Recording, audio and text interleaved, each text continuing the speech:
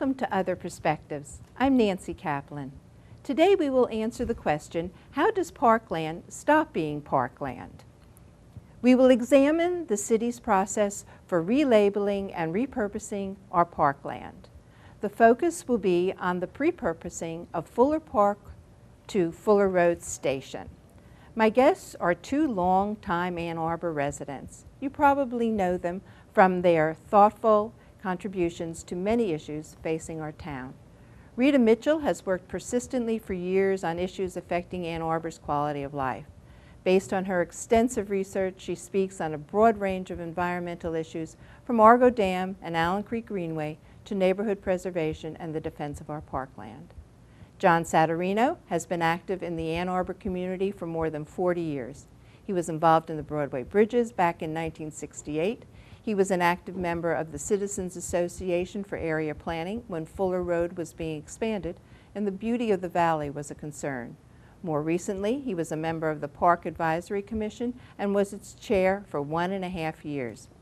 Welcome, Rita and John. Ann Arbor's having an important debate right now about its parkland, and the current discussion about protections, uses, and repurposing of parkland have come to a head really because of the proposed Fuller Road Station.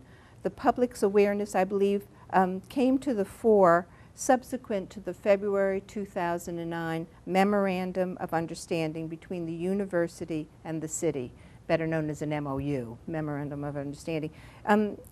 Could you tell us what this Memorandum of Understanding is, what it states, the general kind of,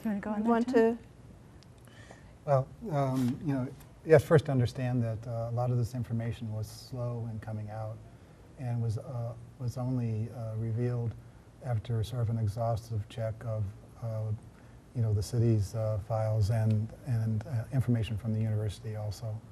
But essentially it was just to set up sort of the structure of what was going to happen in terms of the involvement of all parties, University of Michigan, City of Ann Arbor, and then, but everything is very generalized, and it seems like the key thing that you find about this process is that they're not very specific on very many issues, and they keep pointing back, say, to they had a memorandum of understanding for a parking lot that was on South U.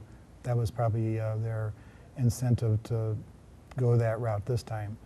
And I think that the kinds of things that evolved from this was that this is a 75-year agreement. It's a handshake agreement. It's not a lease. It's not a sale. And they seem to be comfortable in doing that. But it leaves the door closed for a lot of people who want to know what's going on.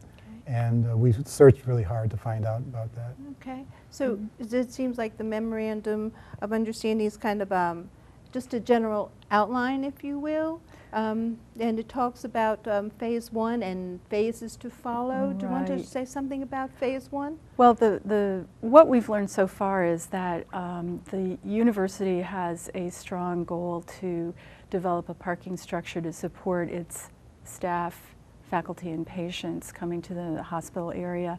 There's a new hospital that will be opened soon of the Mountain Women's Hospital, and the university did not include additional parking for those two facilities. They are replacement hospitals, but it's anticipated that more parking will be required for each one. And initially, the university intended to build on the Maiden Lane and Wall Street area, and there was some protest of that apparently by neighborhood members who indicated that they didn't want something like that in their area. And we got to this point somehow by agreeing with the city and the university agreeing to build a parking structure on the Fuller Road parking lot, what's currently a parking lot, but is actually Fuller Park, a part of Fuller Park that's been a part of the city system for a minimum since 1963, but actually it's been open space and land available to the community for much longer than that.